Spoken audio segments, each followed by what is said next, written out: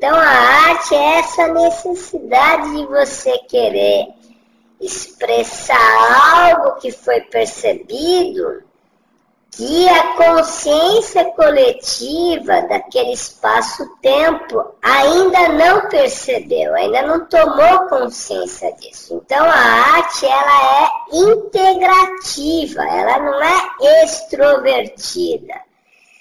A arte egóica, ela é totalmente extrovertida. Ela não traz essa introspecção que possibilita a integração, e nessa integração causa sabedoria, né? Causa o saber também, causa o comungar, né?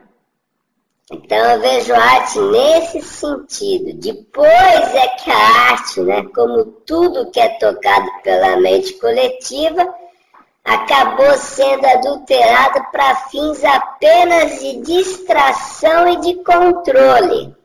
Você vai pegando a história da arte aí, você vai vendo que ela foi acabando sendo totalmente adulterada, né, para distrair, para controlar, e não para trazer essa compreensão integrativa, qualitativa de consciência.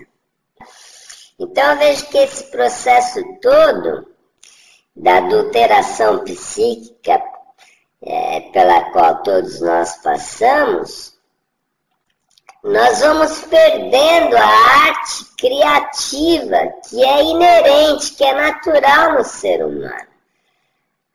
Observem uma criança aí. Vejam uma criança como ela é profundamente criativa. Ela é criação o tempo todo. Está sempre criando. E aí os adultos que vão ajustando e vão apagando essa criatividade dela.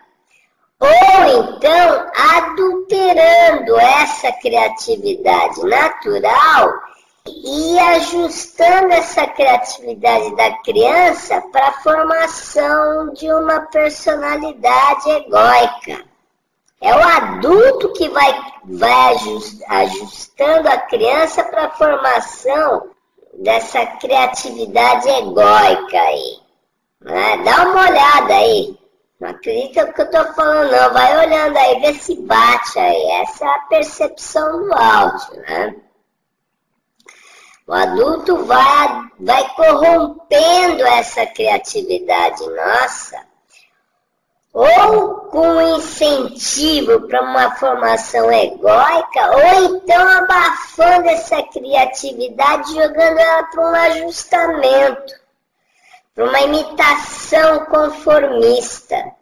E aí nós vamos perdendo essa arte, nós vamos perdendo essa criatividade que é natural.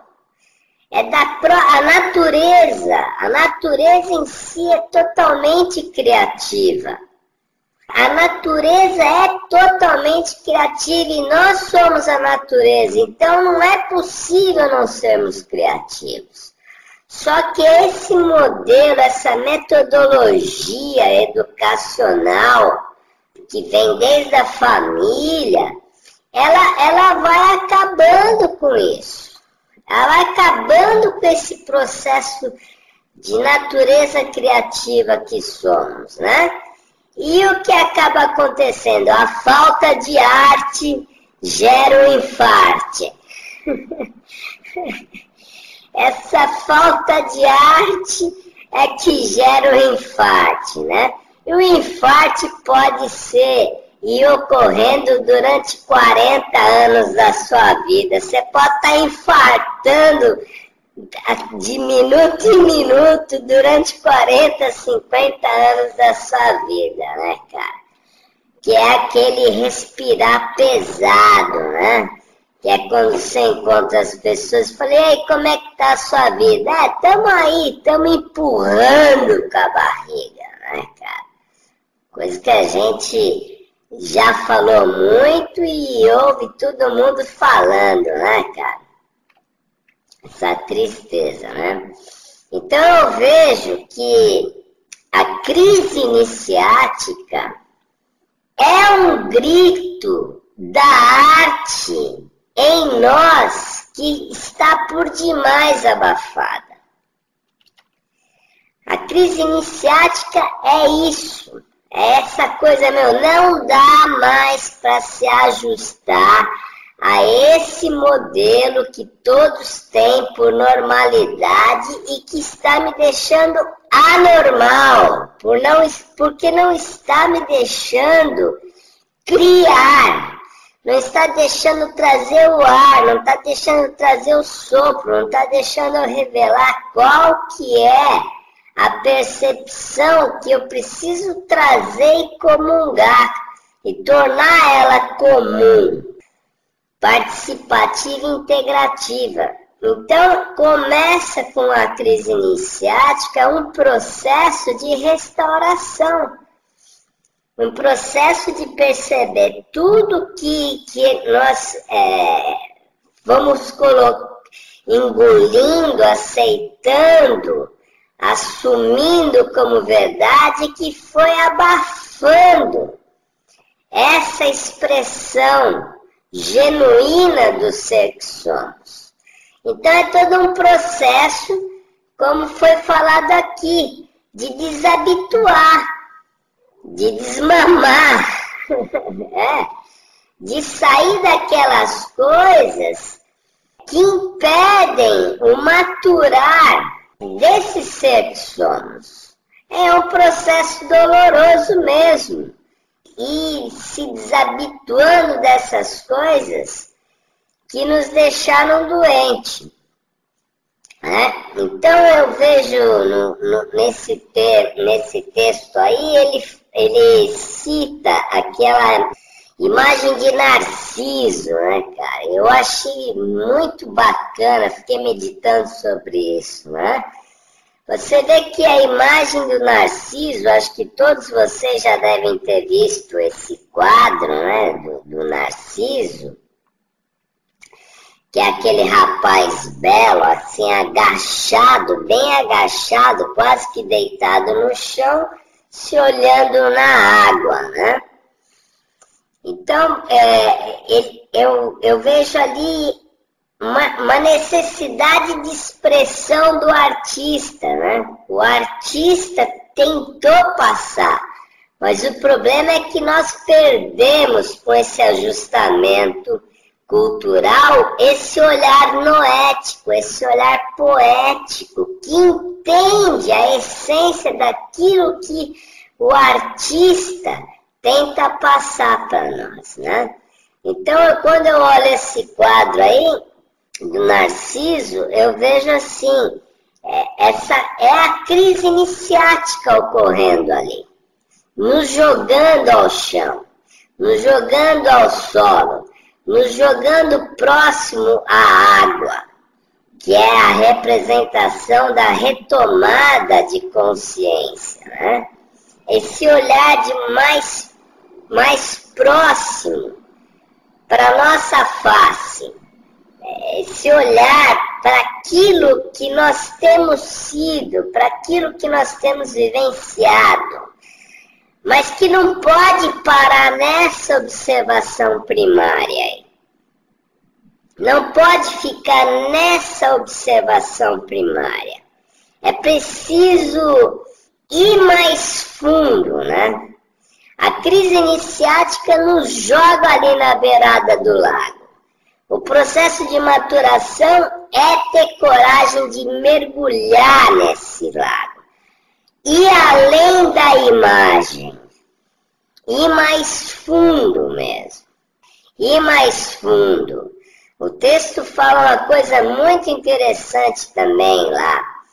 É da questão da introversão ou extroversão, né? Que uns têm um olhar introvertido e outro tem um olhar extrovertido.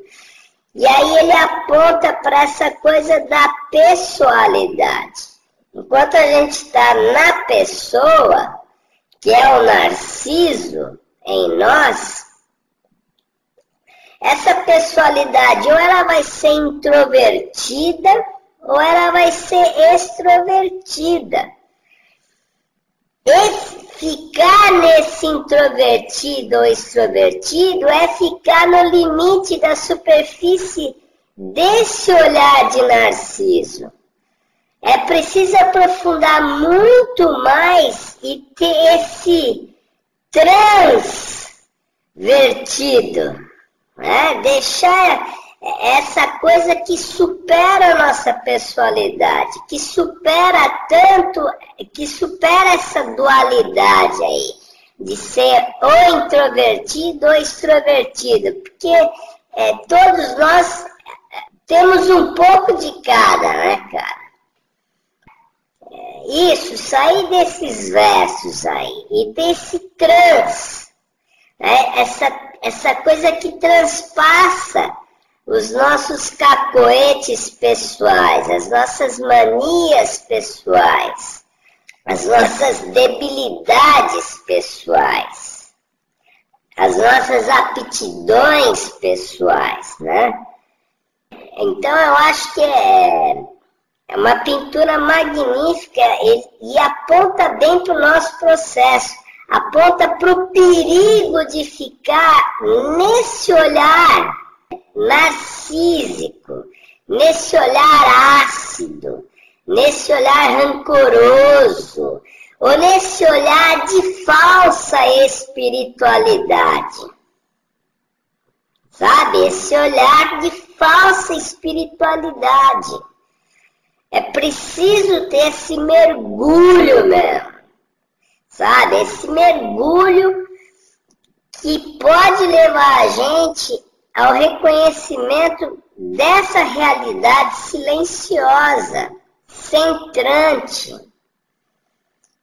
que se manifesta quando esses instintos, quando essas manias, quando essas tendências, elas são apaziguadas através desse processo de observação, sem escolha. Aí algo pode se manifestar aí. E aí, quando isso se manifesta, a arte se manifesta. Aí o artista se manifesta.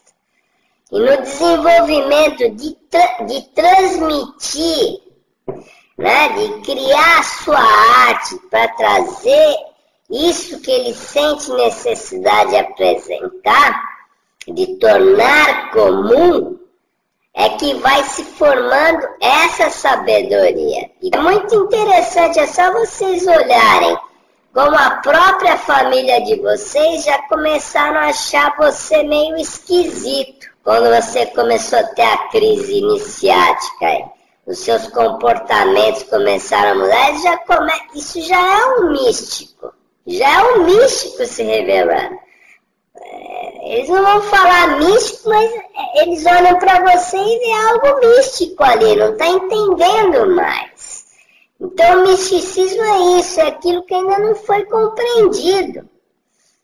E é um resultado normal desse autoconhecimento. Esse autoconhecimento vai trazer uma maestria.